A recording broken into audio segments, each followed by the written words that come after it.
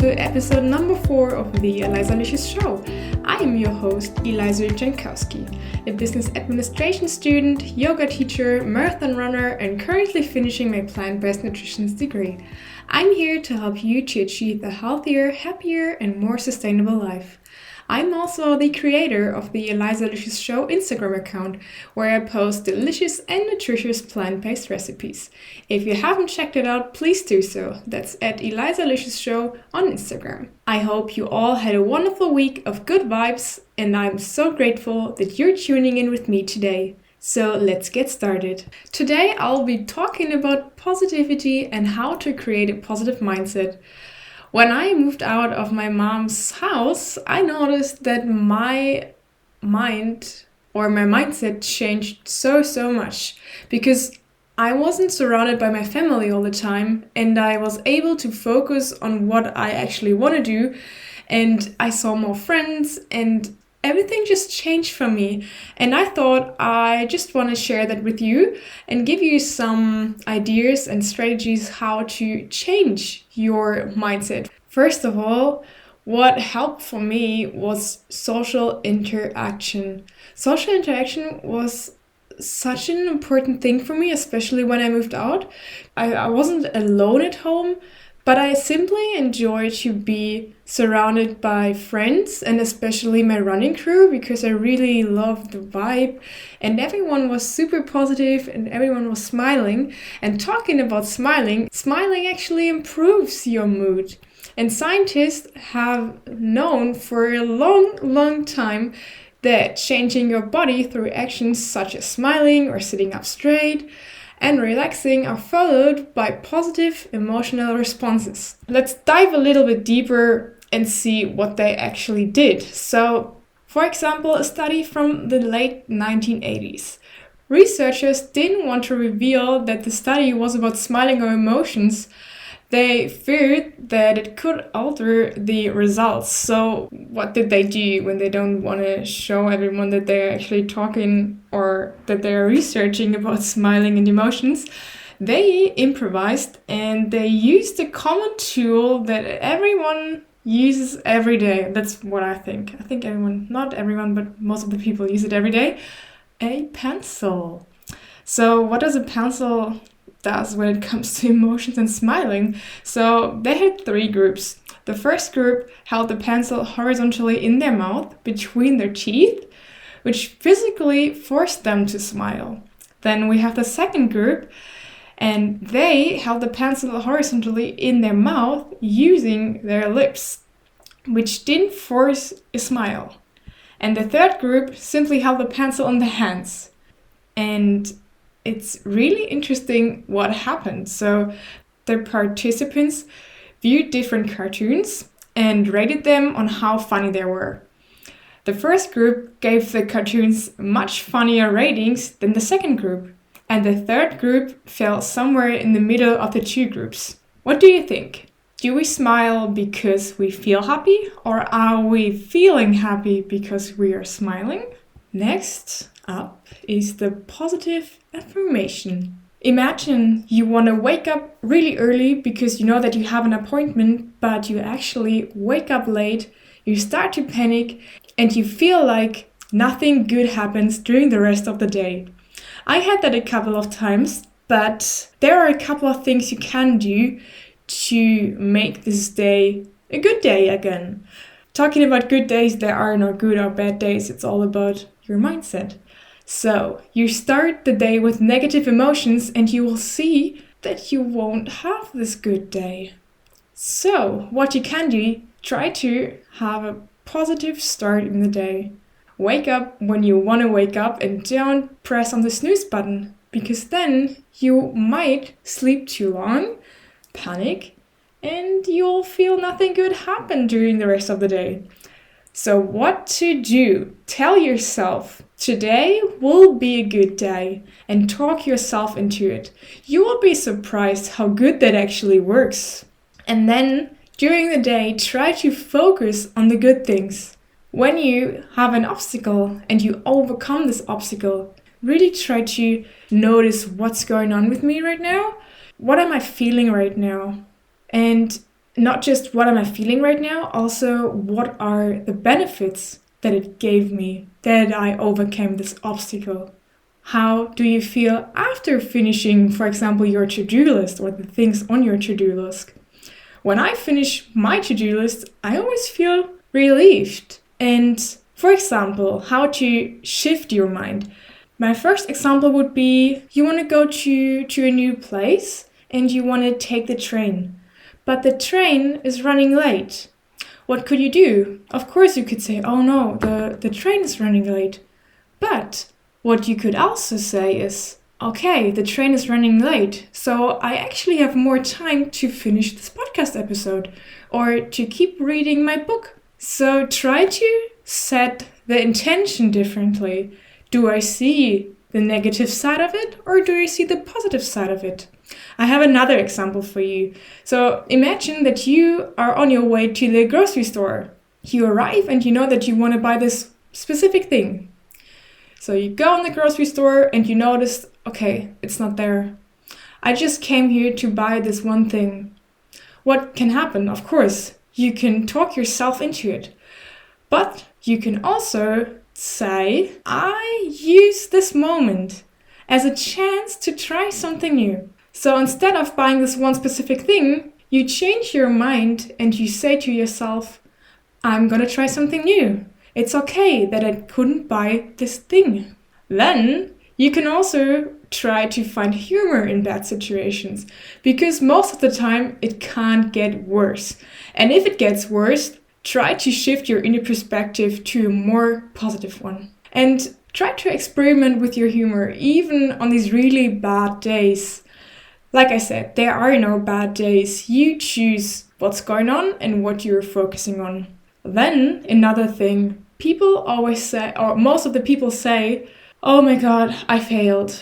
It didn't work out. It's okay that you make mistakes. It's okay to fail, but try to see it from another perspective. It's not failing, it's learning. It's a learning process. Life is a learning process. Every mistake is there to help you to understand yourself and your surrounding. It's not about being perfect. It's about how to deal with the failure and make sure that you know that you are perfect the way you are. And try not to think about the failure, but think about how to handle the next situation. Try not to think about the failure, but try to think about how to handle this situation next time. Because now you know better and now you know how to handle this situation. What I do, I write these things down. So if I did a mistake and if I know that I don't want to make this mistake again, I have my notebook where I write down, this was the mistake, this is what I've learned. And when I go through this list, I remind myself, okay, you did this and you did that. Or how can I integrate this in my life, and especially my mistakes? So I did this thing wrong, but next time I know I can do it this way because I've already learned how to do it. Try to change from this negative self-talk to a positive self-talk. Self-talk is nothing bad because it's always really important to reflect your behavior and to reflect what you actually do. People will always see what you do, but if you have a positive life and if you want to have lots of friends and if you want to have success, you need to see, what am I doing? Or how do other people see me?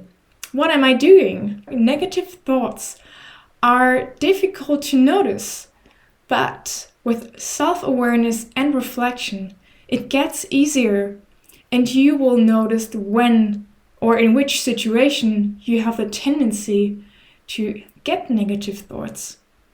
And when you catch yourself doing this, try to stop it and replace this pattern with your new and positive pattern that you just learned. It's not too difficult, but you need to make this step. So for example, I say, I can't speak Swedish. What can I do? I can shift this perspective to a more positive perspective and say, next time when I'm in Sweden or meet a Swedish person, I want to try to learn 3 new words. So what do you think? What's more effective, saying I can't speak Swedish or giving myself a goal to work on? I have another one for you. Let's imagine I say, I'm bad. I'm bad with doing this or that. What can I say? I could say, I'll be better with this and that with more practice. Okay, I give you a third one. I shouldn't have tried. What can I say? It didn't work out as planned. Next time will be better. So it's actually really easy if you know what to do, but integrating that in the day-to-day life is the next step for you. So try to see the difference between having this old pattern of thoughts and try to integrate this positive pattern of thoughts and see how it resonates with you. And one thing that I've learned over the last year is that the moment is now. And when I say now, it doesn't mean this week or today. By saying now, I mean right now, this moment. Forget what someone texted you an hour ago. Forget the reactions of your neighbor from last week. Forget the comments under your last Instagram post. You are here right now, and you have the chance to live in this moment fully. Most situations aren't as bad as you think. And negativity often comes from bad memories or the imagination of the turnout of a future event. I actually had that too. So when I was in Australia, I had a boyfriend in Germany, but after 7 months we split up and I planned to come back to Germany on his birthday. So I think I can't say how often I thought about it, but I think almost every day I knew, okay, this day will be the day, then I will see him again. And I imagined how I walk into the room and his reaction when he sees me on his birthday and all these different things. And I thought about it almost every day, 100 times. And what happened? This situation never existed. So is it worth it to waste this moment for a thought of an event that could happen in the future? But if you're not even sure if it actually will happen, because it's still 6 months until you will actually have the situation. So give yourself the room and give yourself space to enjoy this moment you're in right now. So stay in the now and be present. What I already mentioned is spending time with positive people. So for me, it always was my running group. I simply loved to run with them. It was like filling up this battery of positivity, and I just felt so good when I was with them. Now to this pandemic situation, we can't run this group, but I still try to do what I love and to see the people that I love. Some researchers say that you're the average of the 5 people you spend the most time with. Think about it. Who are the 5 people that you spend the most time with? You can actually write it down if that's easier for you. But are these 5 people the people that you look up for? Do you think that they are positive, that they are good for you? If so, congratulations. But if the 5 people aren't the 5 people that you actually want to have as a average of your person, I would encourage you to change something. If you want to become a more positive person, see who surrounds you and try to be surrounded by positive people. You will hear positive stories, positive outlooks. You will get a different feeling. Their positive words sink in and they will affect you. It can be difficult to find these people, but you need to eliminate the negativity from your life and shift your life and your perspective to a more positive one. What also helps is to visualize. Visualization is a really, really important tool. You can start by visualizing a perfect day. Today is gonna be a good day, and here is why. Why could a day be perfect? Or why could a day be a good day? What is a good day? You have to see things before you actually do them. For example, athletes do that, or speakers when they know that they will talk in front of so many people. They will visualize it. How does it feel to speak in front of people? Or for athletes, me for example, when I got the message that I will run the New York Marathon, I just ran a half marathon, but I couldn't imagine to run a marathon. So what have I done? I sit down on my yoga mattress every morning and said to myself, I'm gonna run the New York City Marathon, and I repeated that every day. I will run the New York City Marathon. And I said that over and over. And when I arrived in New York, I went to the Central Park and saw the last kilometer and visualized how it would feel to run this kilometer and to finish this challenge. How does it feel? What am I feeling right now? And this actually helped me to finish that. I have another study for you. The study is published by Alan Richardson, an Australian psychologist. He set out to prove the power of visualization through an experiment. He gathered a group of basketball players and split them into 3 groups. The intent of the study was to demonstrate the effectiveness of visualization and how the players converted free throws. The 3 groups were as follows. The first group participated 20 minutes every day. The second group visualized themselves making free throws, but didn't participate in practice. The third group didn't participate free throws or visualization. The result was amazing. The group that only visualized demonstrated an improvement and were nearly as accurate as of the players that actually participated.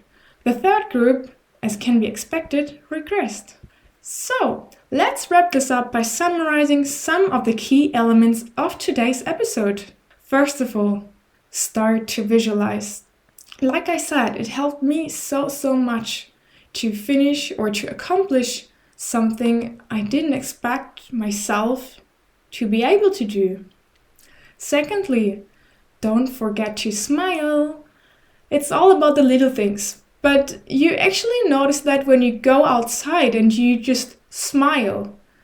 You will see people are smiling back, but if you don't smile and you just go outside without smiling, no one is giving you this normal something back. But smiling is something that you can give to someone else, and he or she might give it to someone else too. So it's like a chain, and you help others to have a positive day. And then my favorite thing that I've learned is be present. Use this moment and be here right now. It's really important. Life is so short and we should make the most out of it. And we will make the most out of it by being present right now. I would like to finish this episode with a quote from Buddha. What we are today comes from our thoughts of yesterday, and our present thoughts build our life of tomorrow.